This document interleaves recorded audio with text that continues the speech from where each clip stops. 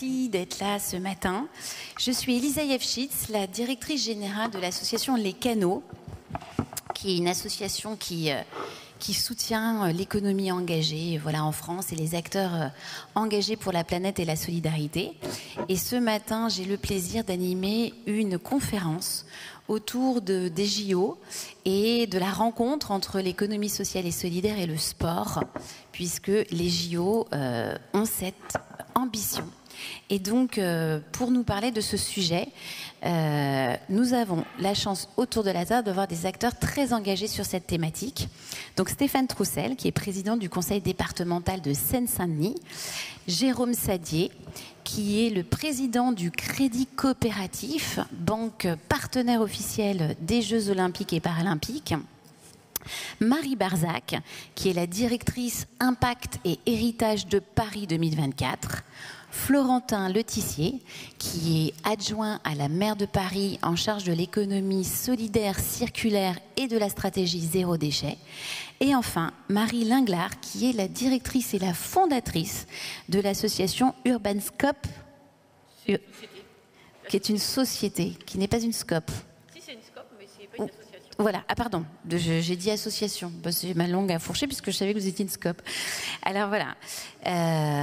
Donc l'idée ce matin, c'est de vous parler de ces Jeux Olympiques dont l'ambition est depuis la candidature, d'être les premiers Jeux Olympiques inclusifs et solidaires de l'histoire. C'était ce qui était porté dans la candidature. Alors, cette attente est légitime parce que c'est vrai que les précédentes sessions ont vu la montée d'interrogations des populations sur la pertinence de faire des Jeux Olympiques et Paralympiques, en tout cas de les accueillir chez soi, puisque le succès ils sont très regardés à la télévision par le monde entier, c'est même l'événement le plus regardé, mais de là à l'accueillir dans sa ville ou dans son pays, c'est une autre histoire. Et on a vu qu'à Rio, il y a eu un certain nombre de manifestations, il y a eu aussi un certain nombre de villes qui se sont désistées dans leur candidature. Mais la France a porté un projet et a souhaité accueillir ces Jeux avec peut-être une autre dimension.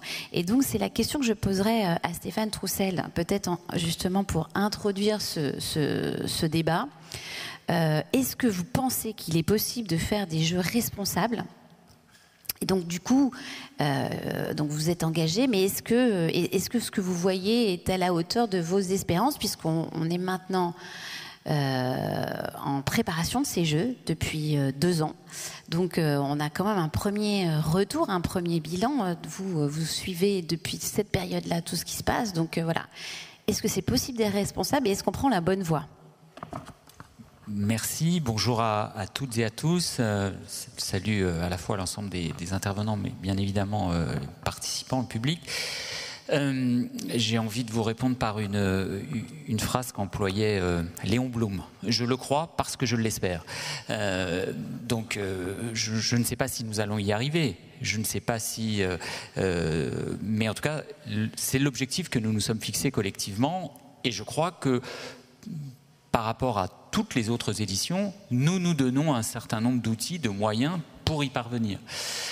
La deuxième remarque que je veux faire, c'est que, vous savez, quand Paris, et notamment la maire de Paris, Anne Hidalgo, a décidé d'engager sa ville, la ville haute, dans cette candidature, elle a pris le temps de la réflexion, elle a pris le temps de consulter, d'évaluer, pour justement prendre cette décision. Et il fallait donner du sens à cette candidature. Et justement, moi je crois, et c'est aussi une des raisons pour lesquelles j'ai engagé le département de la Seine-Saint-Denis, c'est que bien évidemment la candidature aux Jeux Olympiques et Paralympiques de 2024, ce n'est pas seulement Paris, c'est pas seulement le Grand Paris ni l'Île-de-France, c'est l'ensemble du pays. Mais il faut donner un sens à cette candidature. Et quand il s'agit de les organiser dans la région capitale, une des caractéristiques de mon point de vue de la région capitale, c'est que c'est à la fois le territoire le plus puissant, le plus riche, mais le plus marqué par ses inégalités territoriales. Et donc c'est responsable quand on engage Paris dans la candidature aux Jeux de 2024 que de dire finalement, si on y va, c'est aussi pour traiter un certain nombre des inégalités, des fractures qui, de mon point de vue, minent la cohésion, la capacité de la région capitale à se développer en harmonie, et donc de faire le choix que c'est responsable que de faire le choix qu'une partie importante de ces Jeux olympiques et paralympiques de 2024 finalement se déroule aussi sur le territoire de Seine-Saint-Denis. Ça, c'est la première remarque que je voulais faire. Donc c'est l'objectif que nous nous fixons, et pour cela nous nous donnons un certain nombre d'outils et de moyens. Le principal, notamment, il y a deux dimensions, on va dire, en termes de responsabilité, sur le plan social et sur le plan environnemental. Sur le plan social, il y a notamment dans le cadre de, mais vous le savez, tous les acteurs qui sont ici participants, j'imagine que vous savez que notamment dans le cadre des travaux, des marchés, des études menées par la Solideo, eh bien, il y a à la fois cette volonté que 10% du nombre d'heures travaillées soit réservé à des publics en insertion, et 25% des marchés qui soient accessibles aux TPE, PME, structure de l'insertion par l'activité économique. Et disons-le, à travers ces deux éléments-là, eh bien c'est en particulier, et ces éléments, il a fallu les obtenir, puisqu'on était plutôt jusqu'à présent sur des règles de niveau inférieur, notamment dans les marchés publics. Et ces deux éléments-là, ils contribuent assez largement, assez nettement à faire en sorte que, eh bien, notamment pour le secteur de l'économie sociale et solidaire, eh bien, il y ait un plus grand accès à ces marchés, à ces travaux, et sachant que le secteur de l'économie sociale et solidaire est en particulier celui qui favorise l'insertion notamment des publics les plus éloignés de l'emploi. Et c'est donc le troisième élément que je veux indiquer. La Seine-Saint-Denis, aujourd'hui, c'est un des départements à la fois très dynamique, fait de plein de paradoxes, un des départements les plus créateurs d'entreprises, d'activités et d'emplois, mais en même temps, la nature du développement économique qui s'est déployé depuis une quinzaine ou une vingtaine d'années, eh bien, ne correspond pas forcément aux qualifications, au public le plus éloigné de l'emploi. Or, justement, à travers ces outils-là, eh bien, on essaye de bâtir des méthodes, des moyens d'action, des sessions de formation, des chantiers d'insertion pour permettre aux publics les plus éloignés d'accéder, les jeunes en insertion, les publics en reconversion. Et je veux citer un autre exemple. Le gouvernement, il y a quelques mois, avait décidé à travers l'annonce, qui ne s'est pas forcément encore traduite, mais le président de la République avait évoqué les questions de revenus d'activité, je ne sais plus comment il l'avait intitulé, depuis il a parlé aussi de revenus d'engagement, mais à cette occasion-là, il avait évoqué un service public de l'insertion, et notamment en incitant les départements qui sont chargés de ces questions à essayer de mieux coordonner, de mieux regrouper l'ensemble des acteurs de l'insertion. Et donc il y avait eu un appel à projet en Seine-Saint-Denis, plutôt que de répondre, de faire une candidature, on va dire, sur l'organisation et la coordination de l'ensemble des acteurs. On a voulu le faire, mais au travers justement de cette filière de la construction, parce que compte tenu des chantiers qui nous attendent, que ce soit ceux des JO, que ce soit par exemple ceux du métro du Grand Paris Express ou de la rénovation urbaine, il y a de multiples chantiers et donc vraisemblablement de multiples opportunités. Donc on a construit avec les services de l'État, avec l'ensemble des acteurs chargés de l'insertion, un dispositif qui s'appelle « Bâtissons nos emplois » pour faire en sorte d'identifier 500 parcours qui permettent finalement que nous traitions entre nous les questions, on va dire, de répartition de responsabilités et de proposer des solutions à la fois au public mais aussi aux entreprises qui vont être aux entreprises, au secteur de l'économie sociale et solidaire, qui vont être attributaires de l'ensemble de ces marchés, et que nous organisions entre nous des solutions pratiques, techniques, pour permettre que justement il y ait des vrais parcours qui soient proposés au public les plus éloignés de l'emploi. Deuxième dimension sur la responsabilité, pour ne pas être trop long dans ce premier tour de table, bien sûr la question de la responsabilité environnementale. On ne va pas avoir forcément ce matin un débat sur l'aménagement, la densité ou l'intensification urbaine, mais ça serait nécessaire parce qu'il peut y avoir des débats. Moi, je considère que l'ensemble des aménagements, des projets, qu'il s'agisse des constructions de logements, des aménagements de voiries, de la construction d'équipements publics, de l'aménagement ou de l'agrandissement d'un certain nombre d'espaces naturels, à l'issue des JO, j'ai la conviction que nous aurons fait un développement territorial qui sera plus respectueux de l'environnement, qui sera plus écologique que ce que nous avons fait ces dernières années. Je voudrais citer quelques exemples. Quand, grâce aux JO, on va agrandir le 3e poumon vert après le bois de Boulogne et le bois de Vincennes, donc le parc départemental Georges Valbon de 13 hectares, parce qu'on va dépolluer un site qui était jusqu'à présent la propriété du ministère des Armées et que nous n'avions jamais réussi, dont nous n'avions jamais réussi à obtenir la libération. Eh bien, grâce au JO, ça va être le cas. Quand nous allons permettre de relier les habitants du Bourget à Duny par une passerelle sur l'autoroute pour essayer d'en finir avec ces fractures routières et autoroutières qui ont marqué le territoire de la Seine-Saint-Denis, eh bien, c'est une avancée.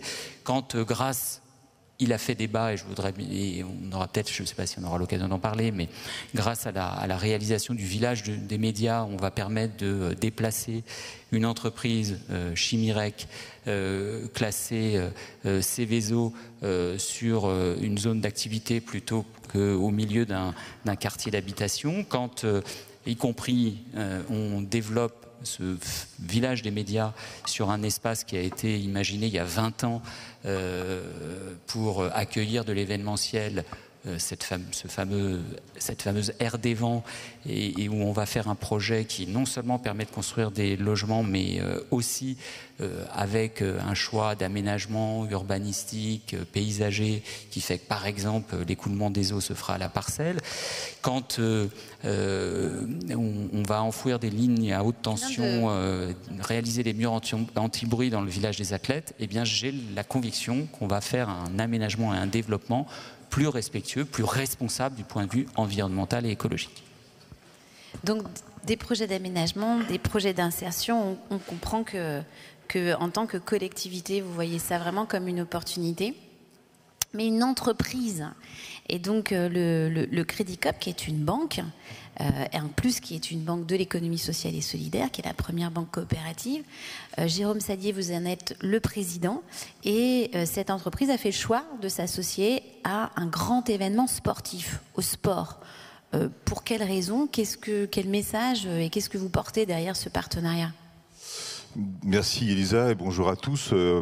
Déjà, il y a déjà une conviction à l'origine et puis après il y a aussi une forme d'opportunité. La conviction, elle dépasse largement le cadre de l'activité de notre entreprise bancaire. À vrai dire, c'est de faire en sorte que les JO se réinventent en fait. On a bien vu, mais tu l'as dit Elisa en ouverture, que c'est pas si simple que ça aujourd'hui d'attribuer les JO à une ville, même de susciter des candidatures. On voit même qu'elles sont présentées maintenant un peu à l'avance, tellement c'est compliqué finalement d'avoir des villes candidates compte tenu des enjeux derrière. Et donc je crois que l'opportunité des JO de Paris 2024, c'est précisément de contribuer à réinventer les Jeux Olympiques. Alors évidemment, pourquoi ? Parce qu'en fait un événement d'une telle dimension planétaire ne peut pas ne pas avoir de prise de conscience de son impact à l'échelle planétaire également, de son impact sur la planète, dans toutes ses composantes. Alors, je crois savoir, je ne suis pas un spécialiste, mais que les JO de Londres avaient commencé, c'est pas à Marie que je vais l'apprendre, grâce à leur programme héritage, à intégrer dans la durée et à intégrer finalement la résilience dans le projet des Jeux Olympiques. Alors, il y a aussi des contre-exemples. Je crois que les Jeux de Rio, c'est pas tout à fait le même topo. Et je crois qu'il y a l'occasion, avec ces Jeux Olympiques à Paris, de franchir encore une étape et pour la première fois de faire des JO inclusifs. solidaire et durable. Et c'est le sens de l'engagement, en tout cas c'est la cohérence parfaite avec ce que nous sommes au Crédit Coopératif, parce que on est une banque de moyenne taille, on va dire, mais par contre une banque qui a un peu d'antériorité en la matière depuis quelques dizaines d'années. Enfin, on existe depuis 120 ans maintenant, mais depuis quelques dizaines d'années quand même, on est une banque qui est engagée à 100% dans ce qu'elle fait. Voilà. Nous, on n'est pas pour le régime des indulgences, pour prendre une référence théologique. Nous, c'est plutôt à 100% et c'est pas la compensation. Donc, on essaie d'intégrer dès le départ l'impact de ce que l'on fait et dans nos choix, qui sont pas toujours simples d'ailleurs, dans le monde financier dans lequel on vit aujourd'hui. Florentin me disait tout à l'heure que les banquiers ont plus de pouvoir que les politiques, ce qui est à certains égards pas complètement faux, mais heureusement c'est pas tout à fait vrai non plus. Et pour autant, c'est pas parce que les banques ont beaucoup de pouvoir aujourd'hui, ou le secteur financier, qu'elles ont tout intégré les enjeux politiques qu'il faudrait. Voilà. Et la dissociation entre les deux est très dangereuse pour la démocratie de toute façon. Donc nous, et notamment parce qu'on est une banque coopérative et en même temps une coopérative bancaire, et j'insiste sur les deux, parce que la banque coopérative, elle est juridiquement coopérative, mais on est une coopérative bancaire parce qu'on essaye de faire en sorte de travailler avec nos sociétaires, avec tous les écosystèmes qui nous alimentent, qui nous construisent, qui nous animent dans notre gouvernance comme dans notre action de terrain. On essaie d'inventer le monde d'après également, de construire des produits, des services, d'avoir une approche un peu particulière parfois. On a été pionnier sur certains sujets, beaucoup même d'ailleurs à vrai dire, qui aujourd'hui sont devenus à la mode. On verra si c'est que la mode. En tout cas, nous, on milite plutôt pour un changement de modèle plutôt que pour la mode. Alors pourquoi les JO? D'abord parce que en fait, le groupe BPCE, dont le Crédit Coopératif est l'une des composantes et l'une des maisons mères surtout, est partenaire premium des JO de toute façon. Et nous, on a choisi, parce qu'on aurait pu finalement s'aligner derrière la marque BPCE et s'aligner derrière l'ensemble des Jeux Olympiques, etc. Mais on s'est dit non. On s'est dit que finalement, avec ce que nous sommes, il faut s'engager de manière plus concrète, moins sponsor entre guillemets et plus partenaire. Voilà. Et donc on s'est engagé d'abord sur les Jeux paralympiques. C'est un choix qu'on a fait dès l'origine en fait, parce qu'on considère qu'il n'y a sans doute pas de meilleur exemple en fait de jeux inclusifs que de veiller à ce que les Jeux paralympiques soient bien traités. D'abord, j'avoue que j'ai encore un regret que encore cette année que la flamme se soit éteinte avant le début des Jeux paralympiques. On a une équipe de France qui fusionne les deux, sauf qu'en fait, à la vérité, c'est pas tout à fait comme ça que ça s'est passé. Et j'espère vraiment que les JO de Paris vont fonctionner différemment. On était hier encore au Trocadéro, parce qu'il y a un événement pendant 3 jours, avec des athlètes paralympiques qui reviennent. On voit bien que ça suscite pas le même engouement, alors que ce sont des sportifs qui sont tout aussi vaillants et remarquables que les autres. Donc j'espère déjà qu'il y aura un saut qualitatif en termes d'exigence, en termes de visibilité, de reconnaissance à l'occasion de ces Jeux Olympiques. Et nous, on a voulu porter ce message. On accompagne 3 athlètes jusqu'en 2024, dont un qui d'ailleurs a été médaillé. Et puis plus globalement, c'est le combat en faveur de l'inclusivité également des personnes dans le travail, dans les événements, etc. Et puis on a voulu, c'est le deuxième axe, s'engager auprès des entreprises de l'ESS. Alors Stéphane Troussel a rappelé le dispositif, mais je suis sûr que d'autres vont parler, donc je ne vais pas insister là-dessus. Mais ce qu'on s'est dit au passage, c'est que l'intérêt de s'y engager, c'est quand même de s'engager auprès de ceux qui sont nos clients et sociétaires, qui ont sur le territoire, alors il n'y a pas que le territoire parisien ou francilien d'ailleurs, il y a aussi les autres sites des Jeux Olympiques. On est, dans le sud notamment, on est assez actif aussi sur la thématique, mais on a voulu aussi accompagner nos clients pour qu'ils profitent des opportunités.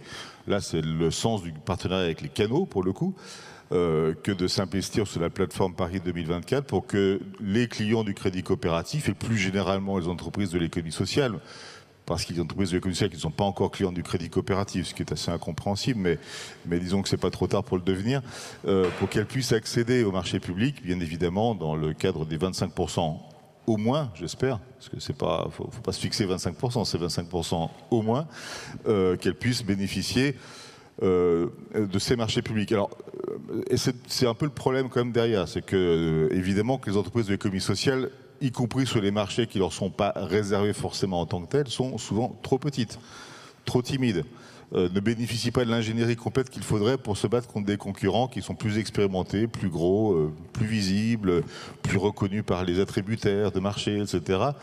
Et donc nous, il faut qu'on arrive à faire en sorte de contribuer à un écosystème qui leur permette de se libérer de leur timidité, de leur fragilité, etc., pour qu'elles y aillent. Donc favoriser des consortiums, mais c'est ce que fait excellemment bien la plateforme d'ailleurs, en ce sens. Et puis ça a déjà des résultats, parce que alors, à ma connaissance, sur les 200 et quelques entreprises de l'économie sociale qui ont déjà été attributaires de marché, on a, je crois, 76 clients du crédit coopératif, ce qui est déjà un bon début.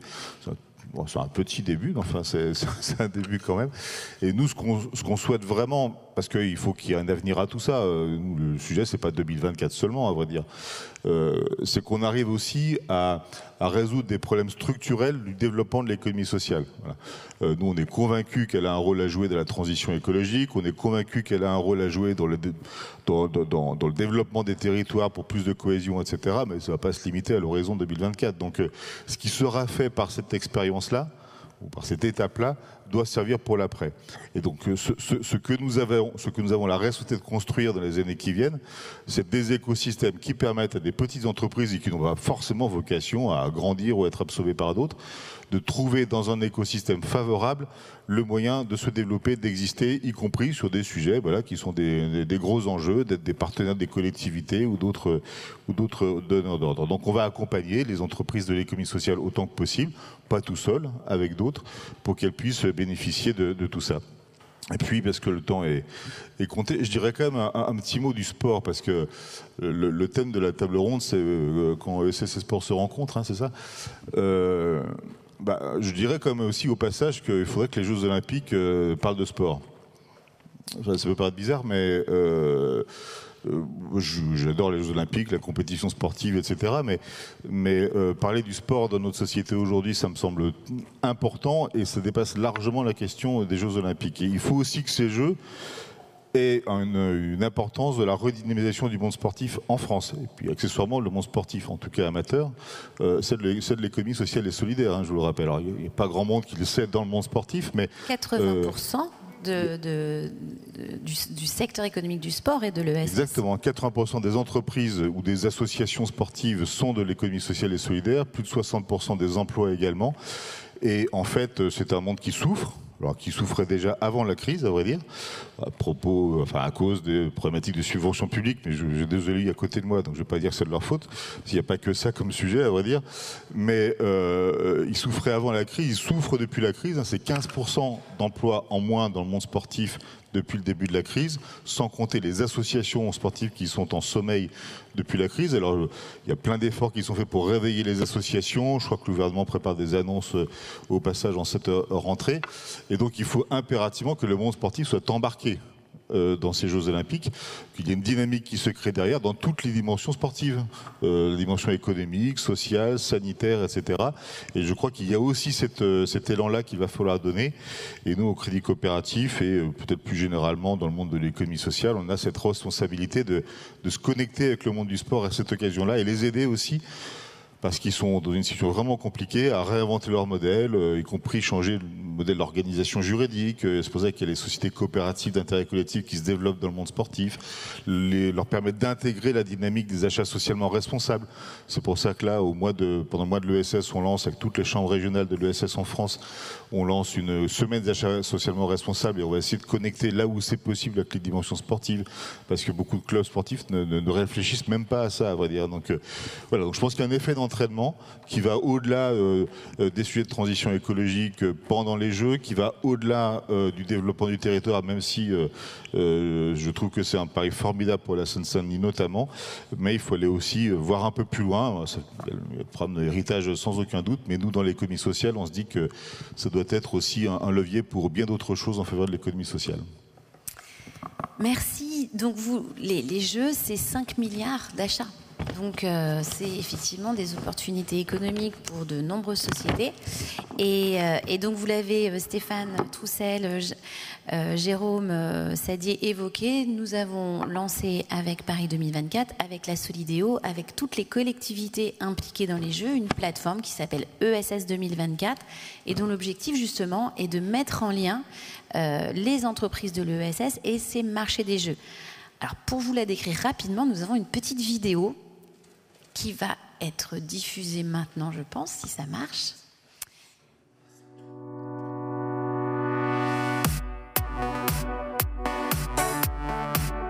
Des jeux économiquement et socialement responsables, c'est des jeux pour les gens et construits avec les gens. Concrètement, ça veut dire qu'on va accompagner les entreprises de l'économie sociale et solidaire pour qu'elles puissent accéder au marché des jeux.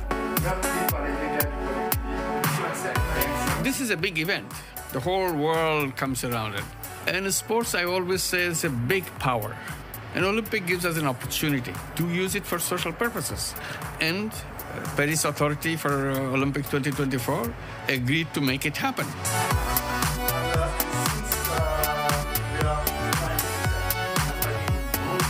Pour concrétiser notre ambition, nous avons décidé de nous rapprocher de l'écosystème de l'économie sociale et solidaire. Et la Maison des Canaux était le meilleur acteur avec lequel s'associer pour le faire. L'entrepreneuriat social, l'économie sociale et solidaire, ce sont avant tout des entrepreneurs qui souhaitent maximiser leur impact sur la société, sur la solidarité, sur la protection de la planète. Ils sont dans tous les secteurs d'activité.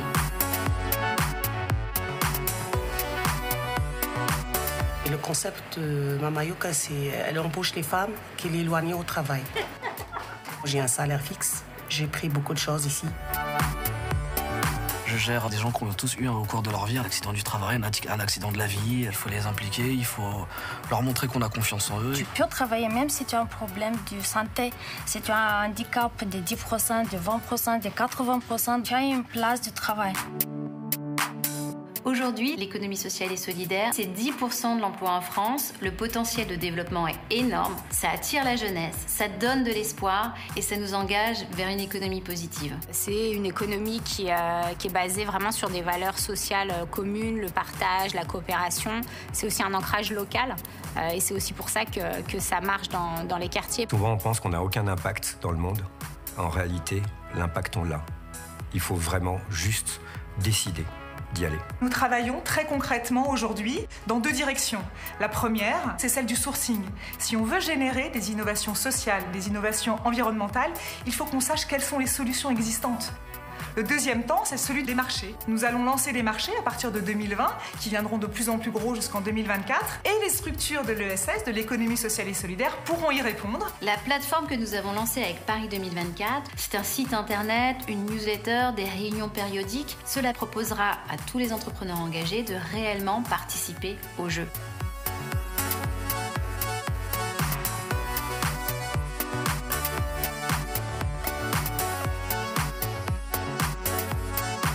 On est très content de travailler avec Paris 2024. Depuis le début, avec tous les acteurs de Paris 2024, on partage une même ambition, construire un nouveau modèle de jeu. Des jeux qui bénéficient au plus grand nombre et des jeux qui vont révéler le meilleur de la France et toute sa diversité. One thing is imagination, another is practice.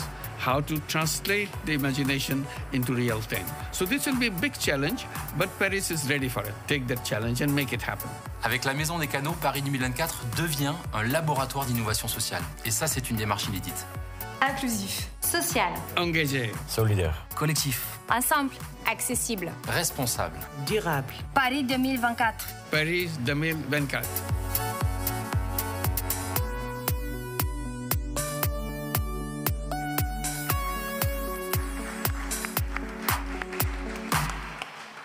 Alors, Marie Linglard, vous êtes la fondatrice de Urban Eco, donc une SCOP, donc de l'ESS évidemment, et vous avez remporté plusieurs marchés des jeux, notamment sur l'impact environnemental, la stratégie sur la biodiversité. Donc racontez-nous un peu d'abord comment et qu'est-ce que ça apporte à votre entreprise et comment vous avez répondu et gagné. Donc d'abord merci de m'avoir invité ici. Bonjour à tout le monde. Alors Urban Eco, au départ, c'est un assemblage de quelques personnes qui travaillent dans le domaine de l'écologie et du paysage. Et pour être cohérent entre nos valeurs de projet et nos convictions profondes, il fallait qu'on trouve une structure qui aille bien et dans laquelle l'ensemble des membres, donc des sociétaires d'Urban Eco, puissent s'épanouir, se développer, vivre et avoir des projets qui les intéressent. L'écologie, l'environnement, ça fonctionne bien quand on est engagé, quand on a envie d'aller quelque part et qu'on sait vers quoi on veut aller. Et les Jeux Olympiques, ça a été pour nous un tremplin. Ça fait maintenant une quinzaine d'années qu'on existe, mais on était resté assez petit, assez modeste.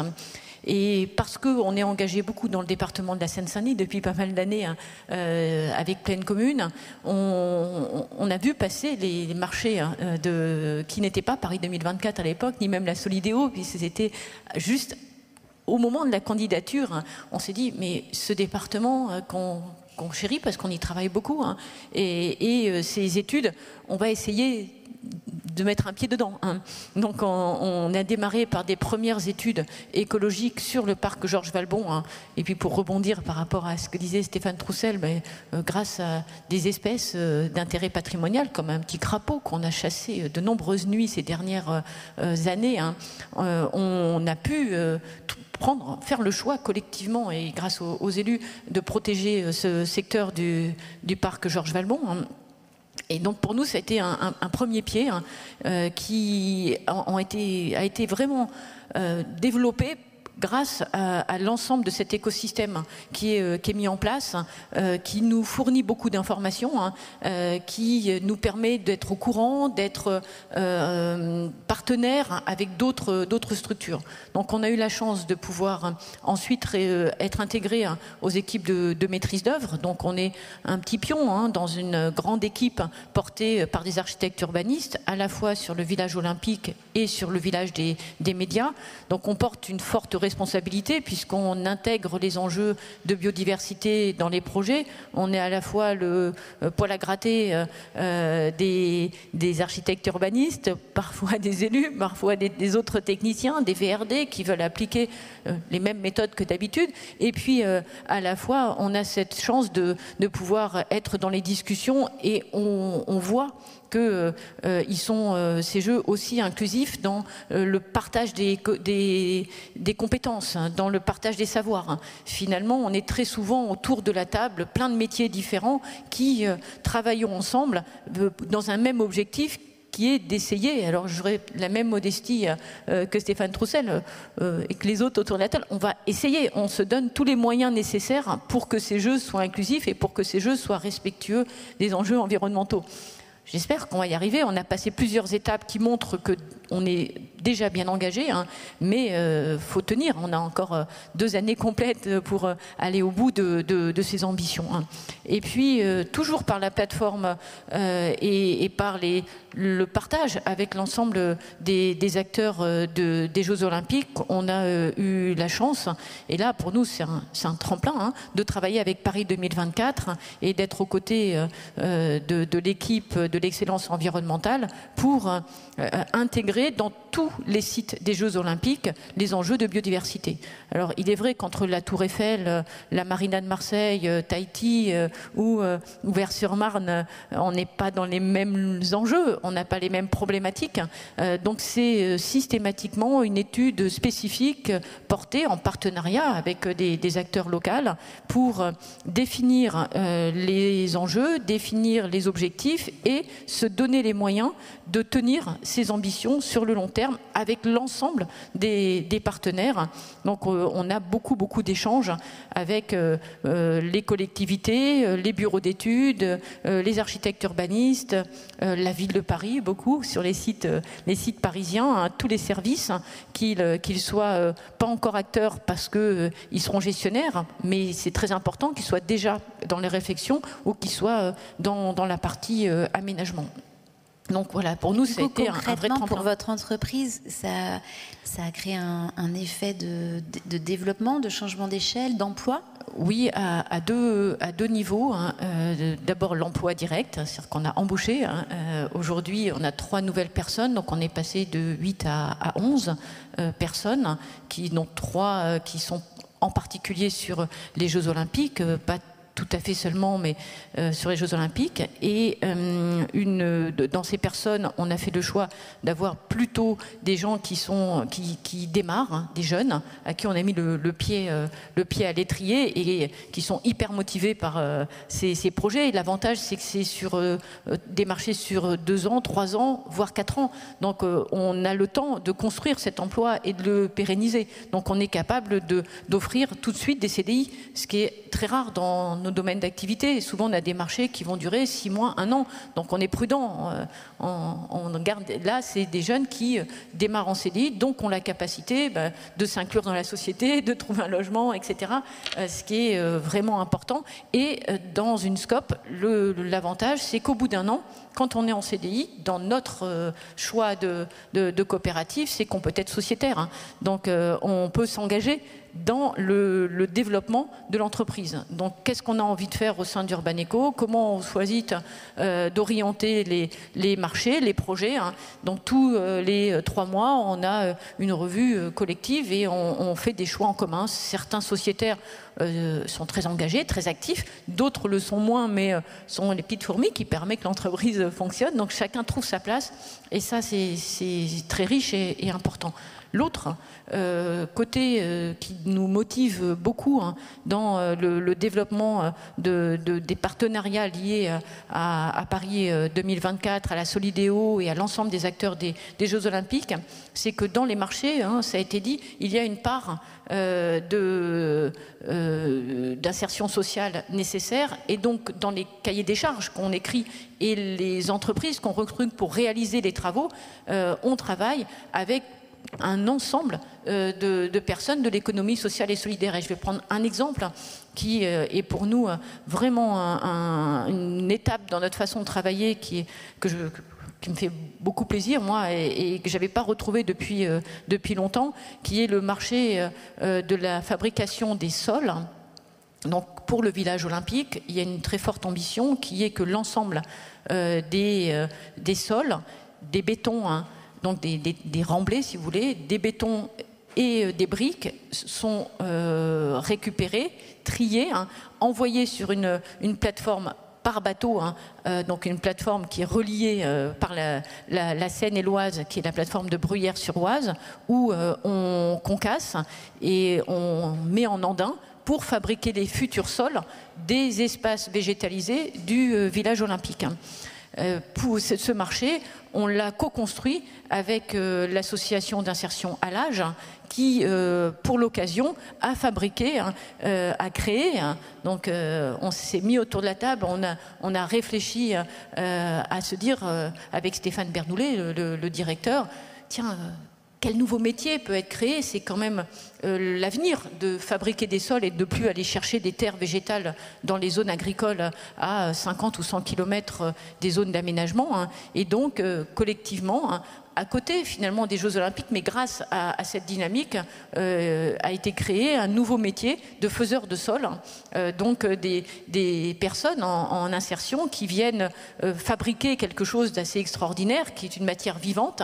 On avait travaillé avec lui sur le compostage. Là, c'est ce nouveau métier qui émerge et qui va permettre à une dizaine de personnes en insertion de travailler pendant 2 ans et demi sur la fabrication des sols, et ils auront, j'espère, le plaisir de voir les végétaux pousser dans ces sols qui seront remis au sein du village olympique.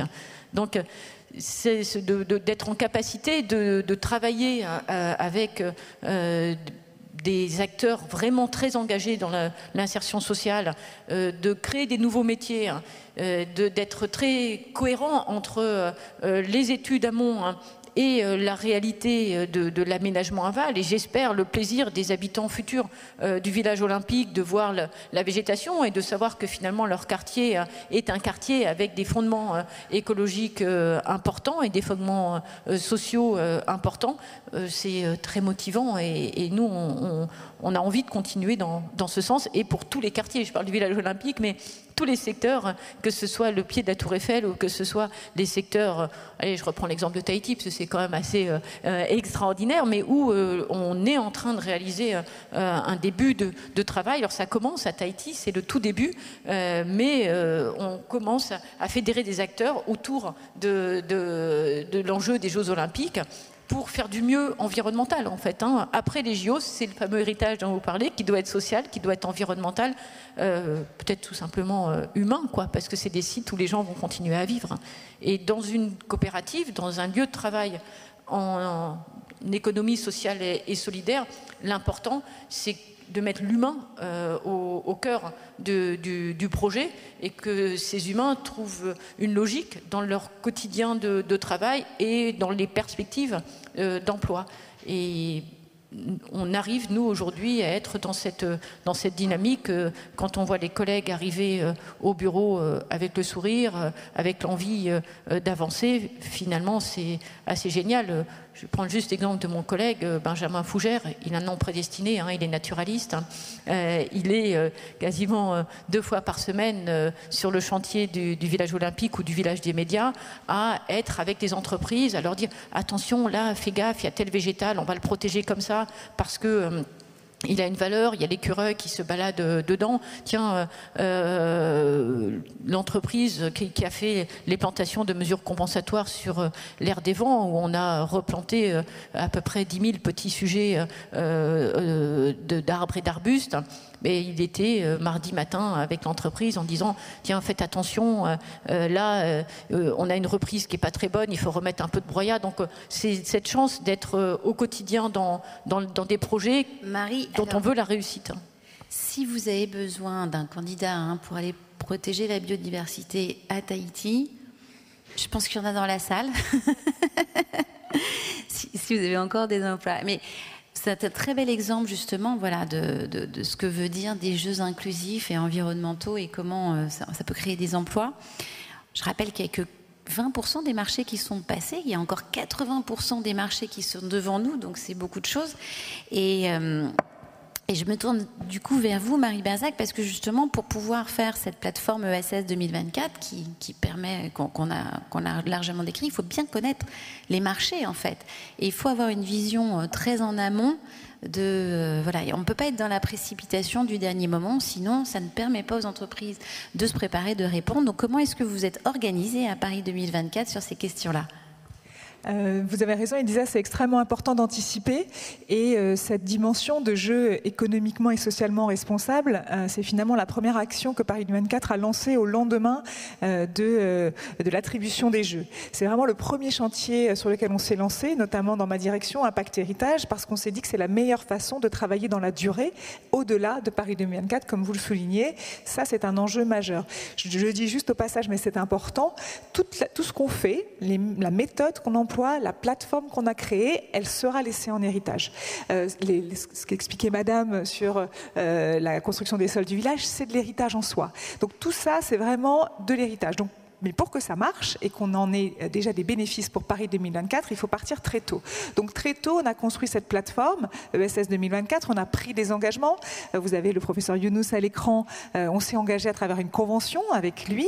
Il est exigeant, on ne raconte pas n'importe quoi au professeur Mohamed Younous. On a pris des engagements sur ce sujet aussi avec les syndicats, les centrales syndicales qui ont signé avec les centrales, les organisations patronales. Ça ne s'était jamais vu depuis des années en France, mais sur des jeux économiquement et socialement responsables, on peut signer, on se met autour de la table et on travaille des réunions tous les 2 mois avec eux. Tout ça pour vous dire que c'est un travail derrière assez conséquent et important. Donc une fois qu'on a signé des conventions, c'est pas le tout, il faut travailler. Donc qu'est-ce qu'on a fait ? Donc on a créé cette plateforme, vous avez vu son objet. La vidéo que vous avez vue a été tournée en 2019, donc c'était vraiment au lancement de cette plateforme. Aujourd'hui, on a lancé des marchés, Elisa vient de le dire, il en reste encore 80%, mais il y a déjà des résultats sur les marchés qui ont été lancés et des résultats qui traduisent finalement la réalité de notre politique volontariste pour connecter les entreprises de l'économie sociale et solidaire au marché de Paris 2024. Pourquoi ? Parce que, comme on l'a dit, des jeux utiles, c'est important de se connecter à ce secteur parce que l'économie sociale et solidaire est pleine de réponses aux défis de notre société, sur les sujets sociaux, environnementaux et autres. Donc ça, c'est extrêmement important. Donc, premier temps, vous l'avez entendu dans la vidéo, c'est le sourcing. Ça a été un gros travail pour que les entreprises de l'économie sociale et solidaire se disent « mais oui, ça peut être pour nous ». Ce que disait Madame tout à l'heure est très intéressant parce que ça vous a ouvert finalement des opportunités. Vous vous êtes dit « et pourquoi pas ?» Et les canaux, à travers la plateforme ESS 2024 et tout ce qu'il y a derrière, parce que la plateforme, c'est un peu réducteur quand on sait ce qui se passe, des webinaires, des réunions, des rencontres. Voilà, c'est beaucoup d'actions qui permettent de casser le plafond de verre qui existe auprès de cette économie par rapport aux Jeux olympiques et paralympiques qui restent quand même un événement très commercial dans la perception que peuvent en avoir beaucoup de gens. Donc là, déjà, on a un peu cassé les codes, cassé les perceptions sur le sujet dans un premier temps. Et puis deuxième temps extrêmement important, c'est celui qui a été aussi illustré tout à l'heure dans votre intervention, c'est celui de la connexion des acteurs les uns avec les autres. Et on est dans ce temps-là aujourd'hui. C'est-à-dire qu'on incite, et c'est encore une fois ESS 2024 qui porte les actions sur ce sujet, les acteurs à répondre ensemble à nos marchés. Parce que les marchés, on mène des efforts à Paris 2024 pour les dimensionner à une échelle qui permet aux TPE, PME et aux ESS d'y répondre, mais plus ça va aller, plus les marchés vont quand même être conséquents. Et la solution, c'est finalement la co-traitance, la réponse en consortium, de s'associer. Donc ça, c'est le temps d'aujourd'hui. Et ce temps d'aujourd'hui, il est important parce qu'il traduit aussi les règles que nous nous sommes fixées. Je vous disais tout à l'heure qu'on avait signé des conventions, mais très concrètement, on a décliné ces conventions à travers un code d'achat, des règles que nous sommes fixées sur nos 3 milliards de marchés. Ça veut dire quoi? Ça veut dire qu'on s'est dit, tous ceux qui vont répondre au marché de Paris 2024 doivent nous donner des réponses sur 5 thématiques, 5 piliers. Qu'est-ce que vous faites en matière d'économie circulaire? Donc là, typiquement, ce que vous expliquez tout à l'heure, c'est exactement ça. C'est-à-dire qu'on ne va pas chercher loin, on recycle. Donc qu'est-ce que vous faites sur l'économie circulaire? Qu'est-ce que vous faites pour protéger l'environnement? Qu'est-ce que vous faites pour les publics en situation de handicap? Qu'est-ce que vous faites pour les personnes éloignées de l'emploi? Et enfin, et je regarde Stéphane Troussel, qu'est-ce que vous faites pour générer un impact sur le territoire, et notamment le territoire de la Seine-Saint-Denis, là où vont se dérouler bon nombre des épreuves des Jeux olympiques et paralympiques? En posant ces questions à chaque entreprise qui souhaite répondre à nos marchés, eh bien, elle va devoir se tourner vers des acteurs qui vont l'aider à répondre. Et les entreprises de l'économie sociale et solidaire sont là, et elles sont sourcées, puisqu'on a mis en place cette plateforme dès 2019. Donc vous voyez qu'on est en plein aujourd'hui dans la mise en œuvre de nos ambitions, dans bien la traduction de ces ambitions en actions concrètes. Donc on voit que ça commence à marcher. Vous avez quelques chiffres à l'écran, donc c'est encourageant. On a des entreprises de l'économie sociale et solidaire qui répondent. Un exemple aussi, la régie de Tremblay en France, que nous avions visité avec Tony Estanguet et qui s'est retrouvée finalement lauréat d'un appel d'offres sur l'aménagement paysager d'une parcelle du village olympique. Et donc, effectivement, on a vu cette régie de quartier avec Tony en leur disant « les Jeux, c'est pour vous ». Et un an après, ils sont dans un consortium et ils travaillent pour les Jeux. Donc ça, c'est quand même extraordinaire. Les images où vous avez Mohamed Younous à l'écran tout à l'heure, elles ont été tournées chez Allage. À l'époque, Allage, leur projet, c'était de fabriquer les bouquets pour les vainqueurs des Jeux. Mais on leur a dit, il y aura des opportunités avant. On ne va pas attendre juste les Jeux de juillet 2024. Vous verrez qu'il y aura des opportunités avant. Et là, on est évidemment ravis de voir que ces opportunités se concrétisent. Donc voilà, ça, c'est quelques exemples pour vous expliquer notre politique volontariste. C'est important. Donc, on travaille nos marchés, on rencontre beaucoup les acteurs. Nos directeurs qui lancent les marchés sont régulièrement invités au canot pour rencontrer des acteurs de l'économie sociale et solidaire, pour leur pitcher les marchés qui vont être lancés. On s'oblige à communiquer une cartographie des achats, à donner des informations économiques très en amont pour que les acteurs s'organisent, parce qu'une grosse entreprise du CAC 40, elle a les ressources humaines pour répondre à un marché en 15 jours. On sait que les TPE, PME, les entreprises de l'ESS, c'est pas pareil, donc il faut du temps. Donc nous, ça nous oblige, mais c'est extrêmement vertueux. Et puis ce code d'achat responsable, avec ces 5 piliers dont je vous parlais, est extrêmement important, extrêmement structurant. C'est très nouveau. Ça aussi, ça peut être une stratégie d'achat qui peut être prise par d'autres organisations. Je sais que la mairie de Paris, la région Île-de-France est très intéressée. On a mené déjà pas mal de réunions sur ce sujet. Et Lisa, on fait aussi la promotion auprès des collectivités qu'elle rencontre avec les canaux en général. La banque BPCE s'est aussi beaucoup mobilisée sur le volet du sourcing pour qu'on puisse aussi faire connaître les marchés des jeux partout en France. Et donc, évidemment, les caisses de la BPCE nous ont beaucoup aidé à inviter des entreprises TPE, PME et ESS à se connecter. Donc aujourd'hui, on a aussi des lauréats de l'ESS qui sont en dehors de l'Île-de-France. Donc ça aussi, c'est intéressant parce que la retombée des Jeux, elle doit être pour tout le pays. Donc tout ça, ce sont autant d'actions qui concrétisent vraiment nos ambitions. Et puis là, on est à un moment charnière parce que, tu le disais, Elisa, on a 80% des marchés à lancer. Donc c'est maintenant qu'il faut être bon. Et c'est maintenant qu'il ne faut pas prendre peur, qu'il ne faut pas se précipiter, qu'il ne faut pas trop attendre, qu'il faut donner les informations économiques et qu'il faut bien faire connaître toutes ces opportunités. Et donc, on compte aussi sur vous pour vous intéresser à ces sujets, communiquer autour des marchés des jeux. Nous, on a véritablement envie de faire monter à bord l'économie des solutions, qui est l'économie sociale et solidaire. Donc voilà, les jeux, c'est pour vous. L'économie des solutions, c'est peut-être ça aussi l'un des héritages, c'est de montrer finalement au monde économique en général que l'économie sociale et solidaire est porteuse d'innovation. Et toute cette thématique du sourcing et des achats responsables, c'est montrer que finalement, peut-être les usages de demain, les pratiques nécessairement plus écologiques avec nos enjeux, sont portés par ces acteurs de l'économie sociale et solidaire. Et c'est une transition. Pour vous, Florentin Letissier, vous êtes adjoint à la maire de Paris en charge de l'économie solidaire, circulaire et de la stratégie du zéro déchet. Et j'avais envie de vous dire, pour une ville comme Paris, finalement, qu'est-ce que vous attendez justement de ces évolutions? Est-ce que vous sentez des filières qui vous semblent se développer par l'économie, dans l'économie sociale et solidaire et notamment un peu poussées par les Jeux Olympiques? Tout à fait. Bonjour à toutes et tous. Pour commencer, je voudrais peut-être rebondir sur votre introduction, Monsieur Troussel, que vous avez cité Léon Blum. Je le crois parce que je l'espère, je me retrouve tout à fait dans cette référence. Mais j'ajouterais peut-être, et je pense qu'on l'a montré à travers nos témoignages, nous le croyons parce que nous l'espérons et parce que nous agissons aussi pour que ça arrive. Tout ne sera pas parfait, mais je pense que tout ce qui a été mis en place déjà depuis plusieurs mois va dans le bon sens pour faire en sorte justement que ces Jeux Olympiques et Paralympiques soient utiles pour l'économie sociale et solidaire. Alors à Paris, l'ESS, c'est aujourd'hui 10% des emplois, donc c'est déjà une part assez significative, mais évidemment, cette part, elle a vocation à augmenter, pas uniquement du fait des JO. D'ailleurs, moi, je reçois énormément chaque semaine de mails, de messages sur LinkedIn, de jeunes entrepreneurs, de créateurs d'activités qui veulent lancer leur structure dans l'économie sociale et solidaire, ou au sens plus large, qui veulent se lancer dans l'impact. Puisque maintenant, voilà, l'ESS c'est très cadré, il y a une loi effectivement qui cadre les contours juridiques, j'ai envie de dire, de l'ESS, mais il y a aussi tout un halo autour qui s'appelle l'impact et qui est aussi très positif dans de nombreux secteurs et dans de nombreuses activités.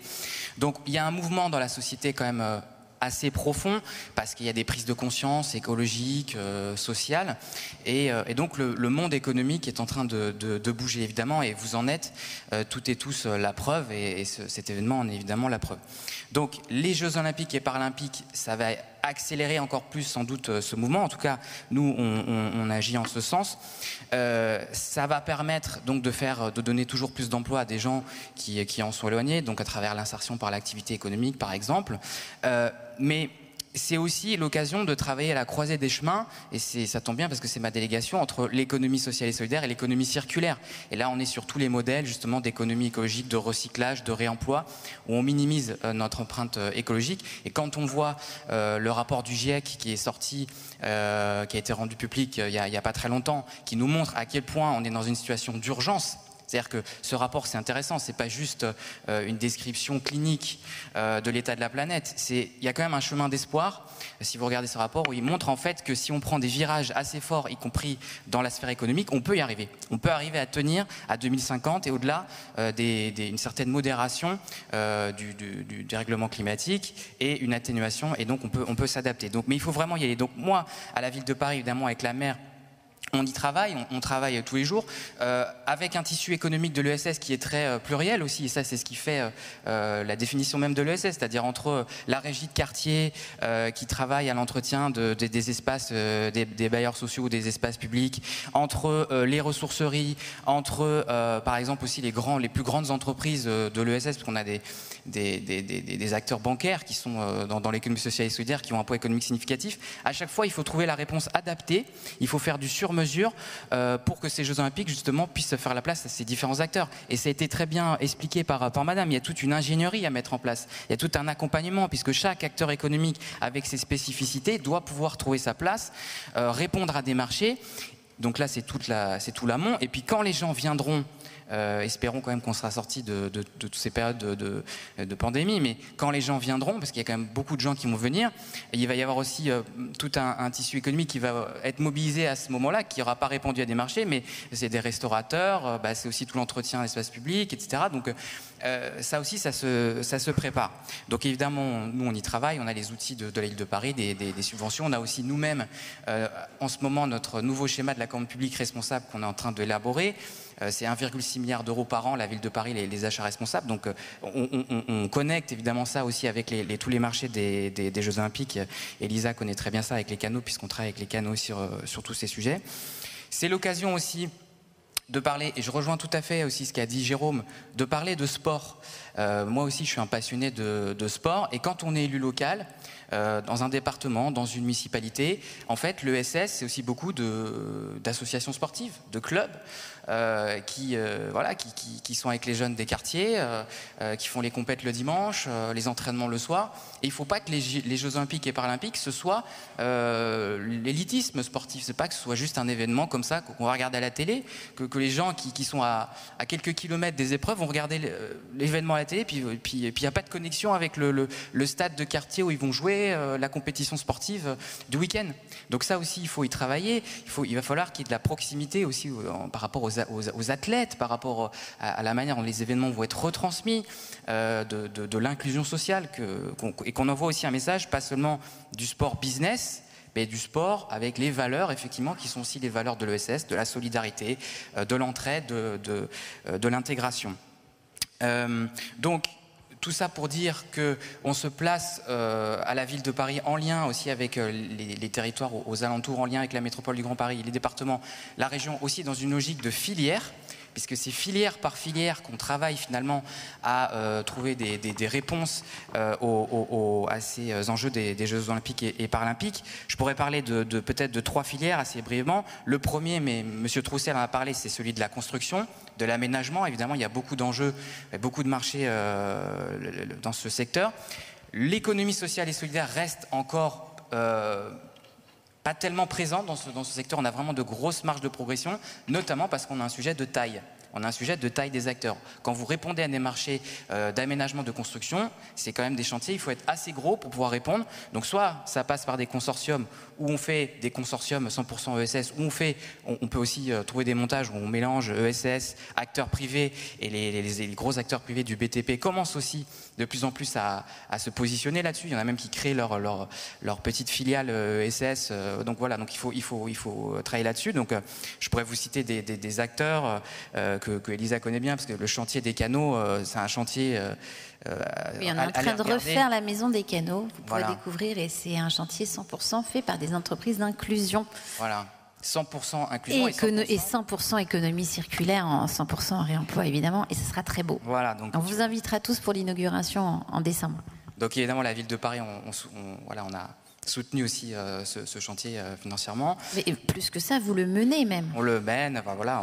C'est votre chantier. Mais c'est toi, Elisa, aussi quand même beaucoup qui... Voilà, je suis moins sur le chantier que toi concrètement, mais voilà. Donc voilà, il y a des acteurs de l'ESS à travers Fil, les Résilientes, Travail et Vie que peut-être certaines et certains d'entre vous connaissent. On a la filière du textile, avec une ville comme Paris, évidemment, où il y a une tradition autour du textile, de la haute couture, de la mode, mais aussi du textile, qui était une ville de manufacture au début du siècle, j'ai compris, jusqu'au milieu des 30 Glorieuses. Donc là, il faut remettre aussi du textile. Pourquoi ? Parce que les Jeux Olympiques, il y a beaucoup de marchés aussi sur le textile, sur l'habillement professionnel, sur les équipements, etc. Donc là, il faut aussi qu'on travaille à faire émerger des acteurs et à les renforcer. Je pense à un acteur peut-être que vous connaissez, la Cravate Solidaire, qui est plutôt sur les vêtements professionnels, les costumes, etc. Mais voilà, il y a aussi des choses à faire avec eux sur les Jeux Olympiques. Et puis, il y a des filières tout autour, et ça c'est un grand chantier de la Ville de Paris, des alternatives au plastique à usage unique. Sortir de tous ces emballages jetables qui ont un impact écologique écologiques absolument catastrophiques dans nos océans, sur la biodiversité. Et donc là, c'est des filières, notamment une sur laquelle je travaille beaucoup, c'est la filière de la consigne pour réemploi. Là, c'est des accords comme Gringo, comme Usage, avec lesquels on travaille pour pouvoir... on sait très bien que les Jeux Olympiques, il y aura de la vente à emporter. Donc, vous voyez un petit peu les quantités de plastique qui pourront être déversées sur notre espace public si jamais on ne fait rien. Donc, il faut travailler. Et tout ça, c'est du volontarisme. Je vais employer un mot qui n'est pas un mot d'extrême gauche, qui est un mot qui est le mot de planification. Parce qu'aujourd'hui, tout ça, ça se planifie. Ça se planifie collectivité locale, acteurs bancaires, entreprises, associations, filière par filière. Je pense que c'est aussi la bonne échelle. Donc on y travaille, on organise des rencontres filière par filière. C'est par le volontarisme qu'on peut y arriver. Je disais effectivement tout à l'heure à Jérôme, les acteurs bancaires sont aujourd'hui très puissants et on a des banques qui ont des envergures planétaires. Donc parfois, effectivement, le politique est un peu démuni, mais en même temps, c'est une question de volontarisme. Il faut poser des régulations, il faut poser des réglementations. On sait qu'il y a des banques qui sont très investies sur ces Jeux Olympiques. Les banques, elles avancent sur un certain nombre de sujets, mais voilà, il y a des progrès à faire. Je pense notamment aux investissements, tout ce qui est les investissements dans les énergies fossiles. On sait très bien que ça, c'est aussi l'occasion d'en parler. Moi, je suis côté politique, j'en profite, j'en parle un peu. On a toujours des marges de manœuvre, de progression pour inciter à investir de manière toujours plus vertueuse. Est-ce que les partenaires aussi des Jeux Olympiques et Paralympiques aussi montrent l'exemple? En tout cas, voilà, on y travaille, c'est du volontarisme. Et moi, je suis vraiment enthousiaste qu'on soit toutes et tous rassemblés pour prendre toutes ces directions ensemble pour des Jeux vertueux, écologiques, solidaires, sociaux. Donc merci effectivement de montrer la diversité finalement des métiers de l'économie sociale et solidaire. Et peut-être c'est aussi important de pointer que s'il y a des opportunités économiques, s'il va y avoir une demande, il faut qu'il y ait une offre en face. Et c'est aussi au monde de l'ESS de se saisir de ces opportunités. Il y a besoin, on n'a pas assez d'entreprises, on n'a pas assez d'emplois. Et beaucoup de demandes ne sont pas comblées sur ces nouveaux modes de consommation, sur la consigne, sur la logistique propre, sur la végétalisation de la ville. Il y a de nombreux sujets sur lesquels vraiment il y a des marchés à prendre. Il faut s'organiser. Donc l'ESS doit maintenant aussi s'en saisir et c'est aussi la condition pour laquelle elle prenne une place importante dans l'économie globale. Alors peut-être maintenant on peut peut-être vous passer la parole si vous avez des questions, des remarques, si vous êtes vous-même porteur d'une entreprise de l'ESS qui a envie de rentrer sur un marché des jeux, si vous voulez interpeller l'un de nous, est-ce que on vous passe le micro? Monsieur? Merci Solène. Oui, bonjour et merci. C'est très intéressant, mais je voudrais être le petit caillou, ce qui est normal. C'est un petit peu mon rôle, enfin notre rôle de vous interpeller. Monsieur Le Tessier a, à mon avis, donné des verges un petit peu pour faire battre l'ensemble de ce panel sur cette estrade, à savoir en parlant de ces entreprises qui ont des filiales ESS.